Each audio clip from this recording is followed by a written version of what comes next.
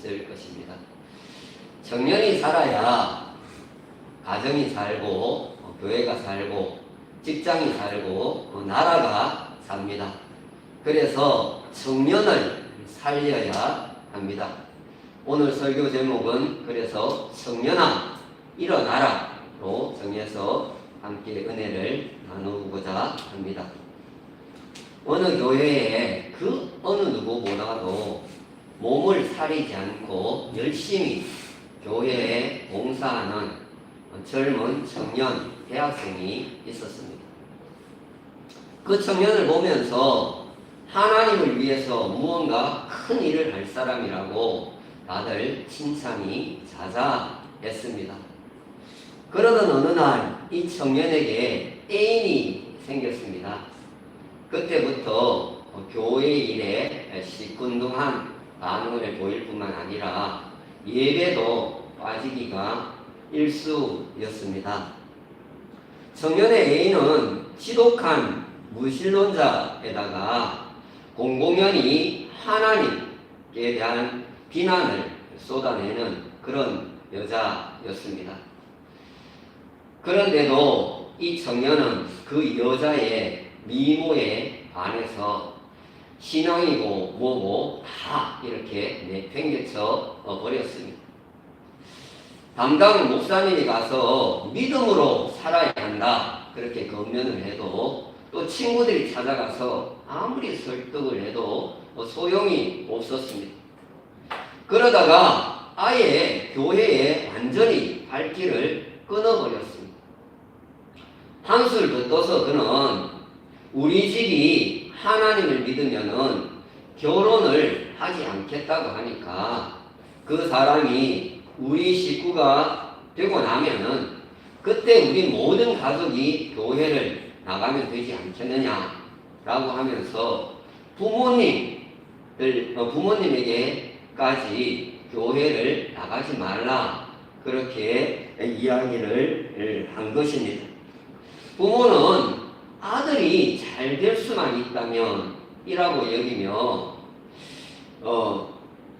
결혼식 날짜를 잡은 그때가 잠정적으로 이때 했으면 좋겠다 하는 그 날짜 그 정하기로 한 그때까지만이라도 우리가 몇 주가 될지 모르지만 그때까지만 교회를 당분간 나가지 말자 그렇게 이야기를 한 것입니다. 하지만 결혼 장소 문제 때문에 또 문제가 발생을 하고 말았습니다. 여자 부모 쪽에서 결혼식 장소를 절에서 그것도 불교식으로 했으면 좋겠다라고 했다는 것입니다. 이미 이 청년은 여자에게 눈이 멀어서 무턱대고 동의를 하고는 서둘러서 절에 가서 결혼식 준비를 그렇게 갖추었다는 것입니다.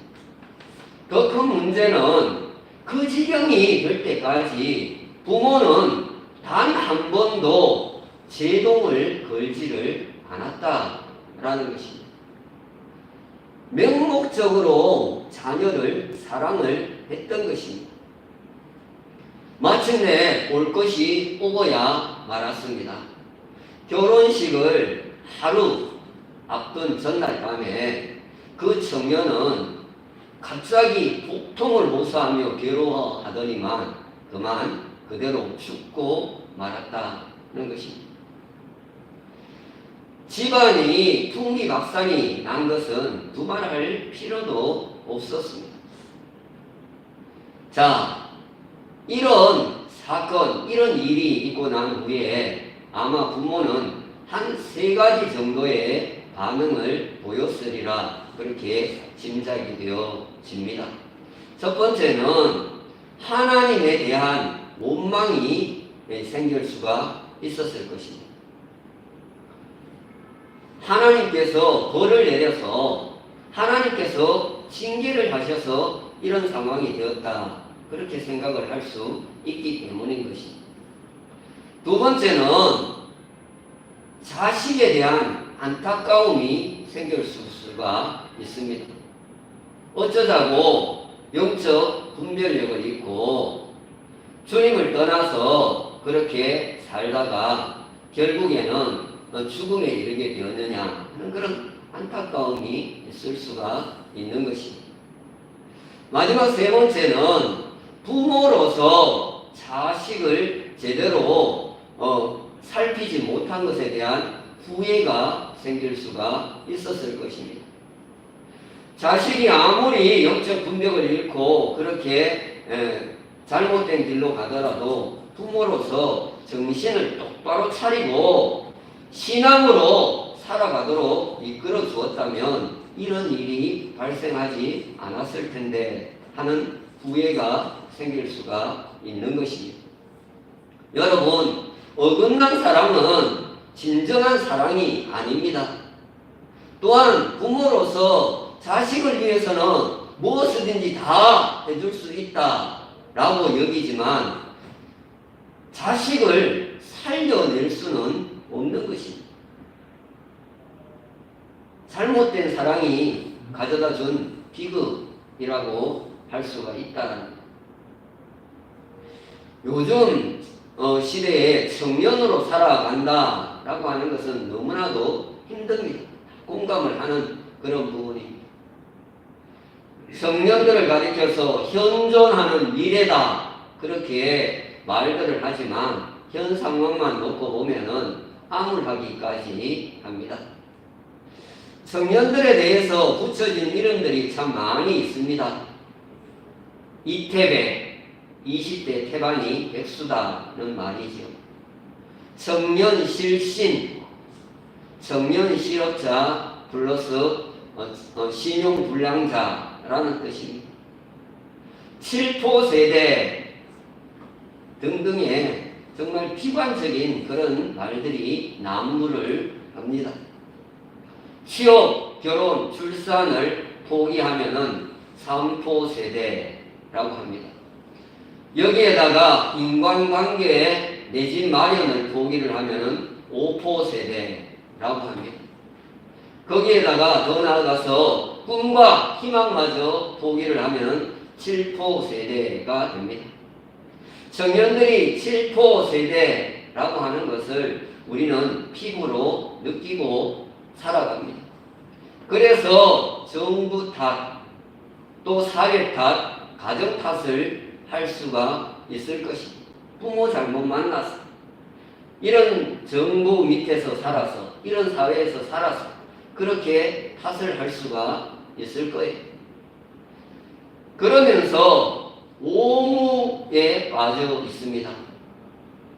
무감각, 무기력, 무관심, 무능력, 무책임, 이렇게 오무 시대를 살아가고 있다는 것. 많은 젊은이들이 음란물에 이어서 요즘에는 스마트폰에 중독이 되어서 살아가고 있습니다. 거기에 빠져서 무감각하고 무기력하고 무능력한 삶을 살아갑니다. 새벽 3시, 4시까지 그 스마트폰에 빠져서 그렇게 날밤을 새우는 사람들이 있는 거예요. 그래서 우리는 이 모든 것을 세상 탓으로만 여길 수 없는 이유가 바로 여기에 있는 거예요. 스스로도 너무나도 무감각하고 무기력하고 그렇게 무능력하게 살아가고 있다라는 거죠. 자, 오늘 본문은 예수님께서 죽은 청년을 살리신 이야기입니다. 오늘 본문에는 큰 두 행렬이 등장을 하고 있습니다. 12절에 보시면은 죽은 아이 청년의 어머니를 필두로 하여서 상여를 낸 사람들, 곡하는 사람들의 긴 그런 장례 행렬이 이어지고 있는 것을 볼 수 있습니다. 반면에 11절에 보시면은 예수님을 필두로 하여서 제자들과 수많은 무리들이 예수님을 따르는데 그 행렬은 생명의 행렬이었다는 거예요. 장례 행렬과 생명의 행렬이 있는 거예요. 예수님께서 나인성에 생명의 복음을 전하러 들어오시고 있는 중입니다. 바로 이 성문 입구에서 장래 행렬과 생명의 행렬이 마주치게 되었다는 거예요. 자, 12절에 가서 한가운데 가서 보시면은 죽은 청년에 대해서는 한 어머니의 독자라고 설명을 하고 있고, 이 어머니에 대해서는 과부다, 그렇게 설명을 해주고 있습니다. 여기 이 여인은 아마도 부푼 꿈을 가지고 결혼을 했을 것입니다. 다복한 가정은 아니지만 한 명의 아들을 낳아서 어느 정도 부푼 꿈에 빠져 살았을 것입니다. 그럼에도 인생이 늘 인생사라고 하는 것이 마음대로 안 되듯이 이 여인도 뜻하지 않게 그만 남편을 잃고 말았다는 것입니다. 큰 아픔이고 큰 슬픔이었지만 자식 때문에 인생을 포기하지 못하고 열심히 삽니다. 그러다 보니 이 자식이 어머니의 기대대로 잘 자라서 어엿한 청년이 되었습니다. 청년은 그 청년을 보면서 이 어머니는 얼마나 의지가 되고 큰 힘이 되었을까요? 이 청년은 어머니에게 있어서 정말 희망이고 의지이고 꿈이고 전부였을 것입니다. 그렇지 않겠습니까? 그런데 이 희망이고 의지이고 꿈이고 전부였던 이 아들마저도 뜻하지 않게 죽고 말았다라는 것입니다. 모든 희망이 한순간에 사라지는 순간입니다. 모든 것이 일순간에 다 무너져 내리고 말았습니다. 천천벽력 같은 일이 일어난 것입니다. 자, 그런데 우리는 오늘 이 큰 고통을 겪고 있는 이 가정에 예수님의 아낌없는 사랑이 부어지고 있는 것을 볼 수가 있습니다. 이 사랑은 인간의 어떤 노력이나 선함에 달려있지를 않았습니다. 이 여인이 이렇게 살면서 남에게 뭐 선을 많이 베풀고 또 열심히 노력을 한 것이 아니었다라는 거예요. 오로지 예수님의 일방적인 사랑에 의한 은혜의 소낙비가 지금 이 여인에게 부어지고 있는 것입니다. 여러분, 당시에도 이런 큰 고통을 당한 가정이 한두 가정이 아니었을 거예요. 뭐 죽고 사고 나고 하는 일이 이 가정에만 있었겠습니다. 그럼에도 예수님은 그들을 다 살려내지를 않으셨습니다. 죽은 사람이 그렇게 많았을 건데 다 살려내지를 않았어요. 오직 이 여인의 독자만 살려내신 것. 이것은 은혜라고 밖에는 달리 설명을 할 수가 없다라는 거예요. 자, 13절에 보시면은 주님께서는 홀로 된 이 여인을 보셨습니다. 보시고 말씀하고 있습니다. 이것은 그냥 장래 행렬이 지나가는 것을 무의식적으로 그냥 보셨다는 게 아니에요. 주님의 사랑의 눈빛을 주셨다는 그런 말입니다. 관심을 가지시고 주목하고 그렇게 보셨다라는 거예요. 오늘 예수님께서도 우리의 고통과 아픔을 늘 들여다 보시는 줄 믿으시기를 주님의 이름으로 축원합니다. 그러면서도 우리도 고통과 슬픔을 당한 사람들을 향해서 주님의 이 사랑의 눈길을 가지고 볼 수 있기를 주님의 이름으로 축원합니다. 자, 13절에 계속 보시면은 두 번째로 예수님은 이 여인을 불쌍히 여겼다 말씀합니다. 여기 불쌍히 여기다 라고 하는 이 헬라어를 제가 자주 말씀을 드렸는데요.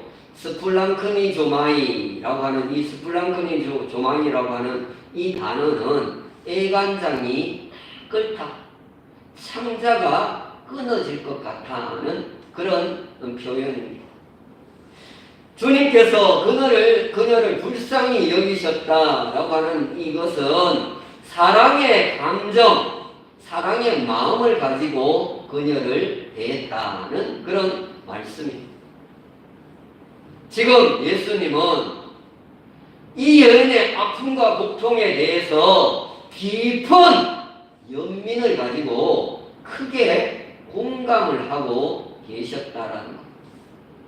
왜냐하면 예수님도 우리가 똑같은 육체를 가지신 분이기 때문에 그 느낌 아니까 그런 거예요. 이런 일이 일어났는데 함께 아파하지 못할 수가 없는 거예요. 여러분, 사람이 제일 위로가 될 때가 같은 처지에 있는 사람이 위로할 때라고 하지를 않습니까? 저 사람은 2명의 아들을 보냈는데 저렇게도 잘 버티고 견디네. 참 나도 일어나야지. 이 위로가 되는 것 아니겠습니까? 그러니 우리도 누군가를 위로할 때에 사랑의 감정, 사랑의 마음을 담아서 그들의 아픔과 슬픔을 공감해 줄 수 있기를 주님의 이름으로 축원합니다. 자, 계속 이어지는 13절을 보시면은 주님께서는 이제 이 여인을 향해서 울지 말라 이렇게 말씀을 하십니다. 여기 울다에 해당되는 헬라어 동사도 2가지가 있는데요. 하나는 클라오라고 하는 단어입니다. 클라이오라고 하는 이 단어와 또 하나는 다크류오라고 하는 단어, 클라이오라는 단어와 다크류오라고 하는 단어가 쓰였는데요. 전자는 소리를 내어 흐느껴 우는 것을 표현합니다. 후자는 소리 없이 눈물만 뚝뚝 흘리는다는 그런 의미가 담겨 있습니다. 현재 분사로 쓰여서 지금 이 여인이 흐느껴, 정말 소리를 내어서 흐느껴 엉엉 울고 있는 거예요. 그리고 동네 사람들이 그 뒤를 따라가면서 이 여인과 같이 엉엉 소리를 내며 흐느껴 울고 어떤 사람들은 눈물만 훔치고 따라가고 있다라는 거예요. 그런데 여기에는 예수님과 인간의 분명한 차이가 나타나는 것을 볼 수가 있습니다. 여러분, 죽음으로만 끝난다라고 한다면은 얼마든지 울라고 시컷 울라고 해야 맞습니다. 죽음으로만 끝난다. 그러나 오늘 예수님은 이 여인의 죽은 아들을 살리기 위해 그녀의 울음을 멈추게 하기 위해서 이곳에 오셨습니다. 여기 울지 말라고 하시는 말씀 속에는 이미 그 죽은 아들을 살려내시려고 하는 예수님의 강한 의지가 그 속에 내포되어 있는 것입니다. 자, 주님께서 여인에게 울지 말라라고 하는 이 표현은 주님의 사랑의 음성입니다. 부드러운 주님의 음성이 내 마음을 녹이셨네. 그러니 여러분, 어떤 고통 속에 있다 할지라도 울지 말라고 말씀하시는 주님의 이 사랑의 음성을 듣고 눈물이 멈춰지는 은혜가 있기를 주님의 이름으로 축원합니다. 자, 14절을 보시면은 이제 주님께서는 가까이 가셔서 광에다가 손을 대십니다. 유대 역사가인 요세푸스라고 하는 사람에 따르면은 당시 유대인의 그 관습에 따르면은 사람이 죽고 나면은 시신은 세마포로 싸고 얼굴은 손수건 같은 걸로 싸서 뚜껑이 없는 관 속에 넣어둔다라고 합니다. 그렇게 본다면 지금 예수님은 시신에다가 손을 대는 겁니다. 상여가 나가는데 관 뚜껑이 없어요. 예수님께서 손을 댔다라고 하는 것은 시신에 손을 댔다라는 거예요. 그런데 율법에 의하면은 시신에다가 손을 대는 것은 부정한 것으로 간주가 됩니다. 그러나 예수님은 사랑의 법으로 율법을 초월하고 계시는 것입니다. 사람이 죽고 사는 문제에 있어서는 율법을 초월한다. 여러분, 오늘 청년에게 예수님의 사랑의 손길, 사랑의 터치가 있었습니다. 오늘 낙심 중에 있는 자들에게, 고통 중에 있는 자들에게, 슬픔 중에 있는 자들에게, 시험에 빠져 있는 자들에게, 영이 죽어 있는 자들에게 주님의 이 사랑의 터치가 있기를 주님의 이름으로 축원합니다.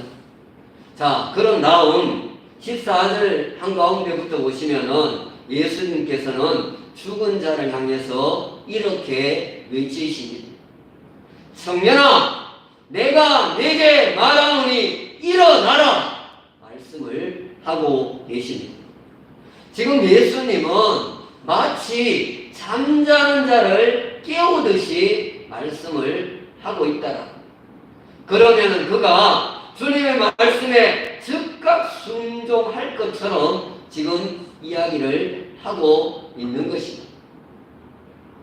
그런데 여러분, 우리 예수님은 죽은 자를 살리실 때 언제나 이렇게 말씀을 하셨다라는 거예요. 12살 된 회당장 야이로의 딸을 살리실 때에도 죽은 지 4일이나 되는 나사로를 살려내실 때에도 예수님은 똑같이 일어나라!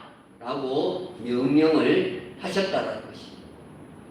자, 주님께서 일어나라고 하자 15절에 보시면은 죽었던 자가 일어나 앉고 말도 하니라 말씀하고 있습니다. 여러분, 예수님이 가시는 곳에는 기쁨의 역사, 소망의 역사, 일어나는 역사, 생명의 역사가 있는 줄 믿으시기를 축원합니다. 인간은 할 수 없는 것을 하나님은 하신다라는. 우리 금빛교회 청년들도 일어나고 좀 살아났으면 참 좋겠습니다. 죄악의 자리에서, 쾌락의 자리에서 우리 청년들이 일어날 수 있기를 주님의 이름으로 축원합니다. 절망의 자리에서도 일어날 수 있기를 주님의 이름으로 축원합니다. 영적 사망의 자리에서도 일어날 수 있기를 주님의 이름으로 축원합니다. 무사 안일의 자리에서도 일어날 수 있기를 주님의 이름으로 축원합니다. 자, 이제 15절에 이어지는 부분을 보시면은 예수께서 그를 어머니에게 줍니다. 죽은 자, 죽은 아들의 아닌 산 아들을 어머니에게 주셨다라는 것입니다. 이제 장례 행렬이 축제 행렬로 뒤바뀌는 역사가 일어났습니다. 16절에 보시면 이를 보고 많은 모든 사람들이 두려워하여 하나님께 영광을 돌립니다. 17절에 보시면은 이제 예수님에 대한 소문이 유대 모든 지방과 사방으로 두루 퍼져 나갑니다. 여러분, 예수님께서 죽은 자를 살리신 것은 생명의 복음이 더 널리 전파되도록 하려는 것입니다. 이제 오늘 말씀을 마무리를 하려고 합니다. 여러분, 오늘 이 여인은 주님의 보시는 사랑의 눈길, 사랑의 눈빛을 경험했습니다.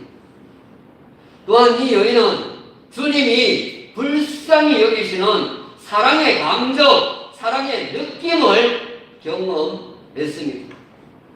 그런가 하면 오늘 이 청년은 예수님의 만지시는 사랑의 손길, 사랑의 터치를 경험했습니다. 그리고 오늘 어머니는 울지 말라라고 하는 주님의 사랑의 음성, 아들은 일어나라고 하는 주님의 사랑의 음성을 경험했습니다. 이로 인해 이제 이들 인생에는 놀라운 변화가 일어났을 것을 우리는 예상할 수가 있습니다. 삶의 방향과 삶의 가치관이 완전히 새롭게 정해지게 되었을 것이다는 그런 말씀입니다. 어머니는 아들이 죽기 전에는 아들에게 그에게 모든 것을 걸고 의지하며 살아왔을 것입니다. 아들이 모든 소망이었다라는 것입니다. 그러나 이제는 아닙니다. 아들이 더 이상 의지의 대상도 소망의 대상도 될 수가 없습니다. 왜요? 의지하고 소망해도 엄마보다도 더 먼저 죽을 수도 있더라는 것입니다. 그런데도 또다시 아들을 의지하고 소망하고 살아간다면 그건 바보인 것입니다. 바보가 아니고는 그럴 수가 없는 거예요. 여러분, 청년에게 아들에게 있어서도 삶의 방향과 가치관이 바뀌어졌을 것입니다. 그동안에는 세상의 소망을 두고 자신의 힘을 믿고 살아왔을 것입니다. 아버지를 잃은 어머니를 어느 누구보다도 더 행복하게 해주며 살아야겠다는 그런 다짐도 하며 살아왔을 것입니다. 그런데 생명의 주인이 내가 아니더라는 것입니다. 그래서 이제는 내게 생명 주신 그분을 위해서 사는 것이 제대로 된 인생이 될 것이다 라고 하는 사실을 그는 깨닫게 되었을 것입니다. 만일 어머니와 자신의 행복을 위해서 또 살아가게 된다면 그건 인생의 두 번째 비극이 되고 말 것입니다. 여러분, 울음을 멈추게 하시고 일어나게 하시고 살리신 주님을 위한 인생을 다시 시작하는 우리 금빛교회 성도와 청년들이 되기를 예수님의 이름으로 축원합니다. 오늘 주신 말씀을 생각하면서 우리